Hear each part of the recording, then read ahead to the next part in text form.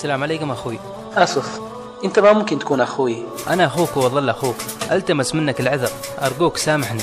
أتمنى أنك تنساني وتنسى كل شيء بيننا. أخوي. نعم. الله ينعم عليك دنيا وآخرة. أخوي أنا متصل ألتمس منك العذر وأطلب منك السموح. قلت اللي بيننا انتهى. الله يحفظك، أنت أغلى من كل شيء، وأنا ما أرضى يدخل علينا شهر الخير وإحنا متزاعلين. والله تراها الدنيا ما ساوية، وانسى كل شيء وانسى كل اللي صار. وبعدين؟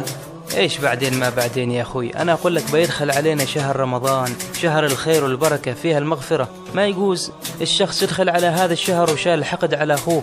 انسى اللي صار، وأنا بادرت في الاتصال وخلاص.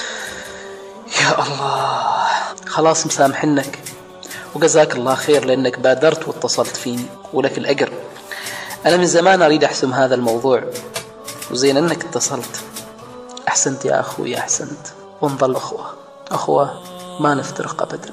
اللي زعلان على أخوه، اللي زعلان على أخته، اللي شايل حقد على جيرانه، اللي شايل حقد على أصدقائه، أو حتى على الأشخاص اللي تعرف عليهم عن طريق برامج التواصل الاجتماعي، أريد أوصل لك رسالة واسمعها مني. إذا أحببت أن يغفر الله لك فاغفر أنت لعباده، وإن أحببت أن يعفو الله عنك فاعفو أنت عن عباده، فإنما الجزاء من جنس العمل.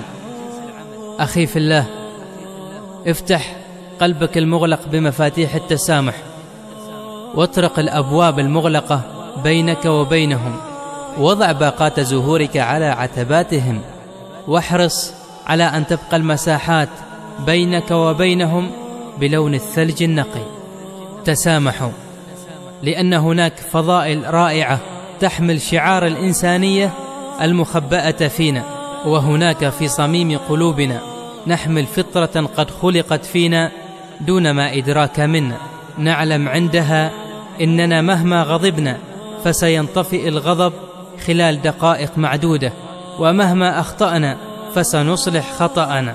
تسامحوا، فشهر رمضان بقى له أيام قليلة وسيسعدنا بزيارته، فهل تحبون أن يأتي شهر الخير وأنتم في أنفسكم حقد على أحد؟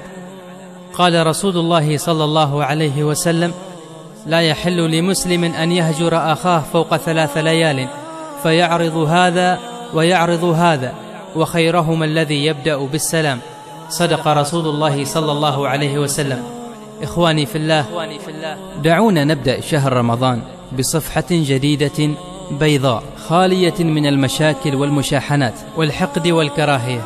بادر وصالح لتزيد من أجرك وتريح قلبك، وقدم لكل من أساء لك السماح، وانظر للسماء وابتسم، فالله راض عنك.